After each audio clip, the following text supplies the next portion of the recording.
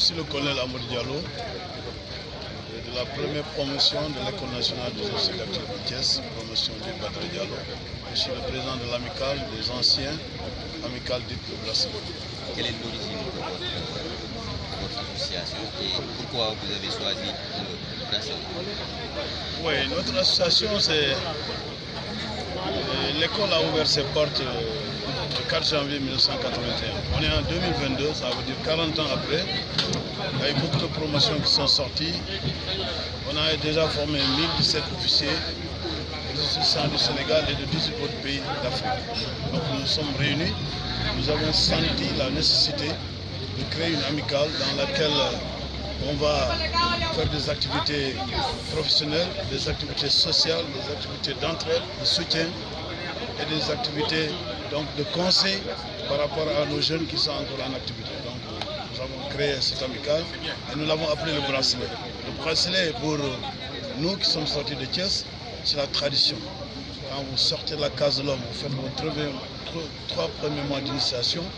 C'est à ce moment-là que vous commencez à rentrer dans l'âge adulte, vous commencez à comprendre le métier des armes, mais c'est quand vous terminez votre formation 2 ans et qu'on vous remet l'épaulette, le sous-lieutenant, la veille, on vous remet ce bracelet que j'ai sous mon bras.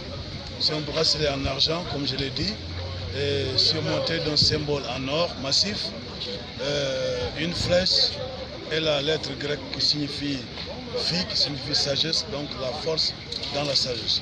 Dès qu'on vous le remet, le lendemain, on vous remet l'épaulette, vous êtes désormais sous-lieutenant actif et vous partez servir dans les armées de vos pays. Donc nous l'avons appelé comme ça. Et nous avons mis le bracelet au poignet de chaque sous-lieutenant qui sort. Ça permet de nous reconnaître partout ici au Sénégal. Moi j'ai fait beaucoup de pays. Partout où j'ai rencontré des officiers qui m'ont reconnu avec le bracelet. Et les relations ont été parfaitement bonnes. Ils m'ont aidé, ils m'ont soutenu. J'étais avec le système des Nations Unies. Je n'ai pas eu de problème pour faire intervenir ces éléments de force armée du pays où je travaille. Donc c'est ça l'objectif du bracelet. Quels sont vos prochains projets? Ouais, maintenant, aujourd'hui, l'amicale, on a reçu notre récépissé le 4 juillet 2018.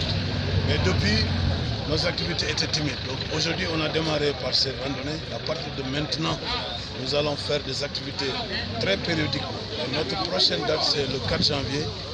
C'est la fête de l'école, parce que l'école a ouvert ses portes, je vous ai dit, le 4 janvier 1981. Donc chaque année, le 4 janvier, nous y allons pour accompagner nos jeunes, pour les conseiller et pour nous ressourcer dans les traditions de l'école. Quel est le thème et le sens du thème? Le thème que nous avons choisi, c'est après beaucoup de réflexions, nous l'avons appelé Fraternité d'armes au service de la sécurité et de la stabilité en Afrique. Fraternité d'armes d'abord entre nous, porteurs de bracelets. Il faut qu'on se voue, solidarité entre aides, qu'on se supporte.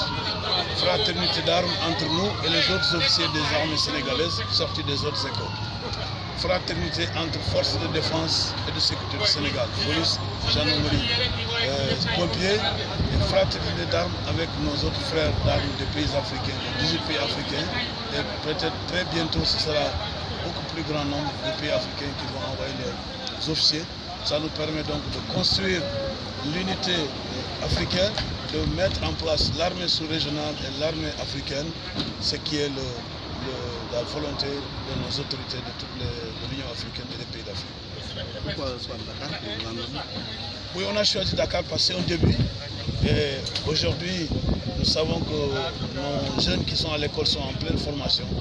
Et ils ont un programme, on n'a pas voulu bousculer le programme. Donc on a fait ça ici, à Dakar, pour lancer les activités. Et on se projette le 4 janvier, on sera à Thiès. Votre appréciation? Mais j'étais particulièrement content, d'abord parce que nos anciens sont venus. Le général qui vient de quitter ici, il m'a reçu élève officier. Et je le vois avec beaucoup de respect, beaucoup d'humilité. J'ai été honoré de le voir. Il y a aussi les autres membres de l'encadrement qui étaient là. Notre école a produit des généraux. On en a au moins presque une dizaine maintenant. Tous les généraux étaient là, y compris le général Mamadou Sow, ancien chef d'état-major général des armées. C'est le seul officier général qui a eu les 5 étoiles ici. Il est sorti de notre école. Il est très fier. Au mot de la fin.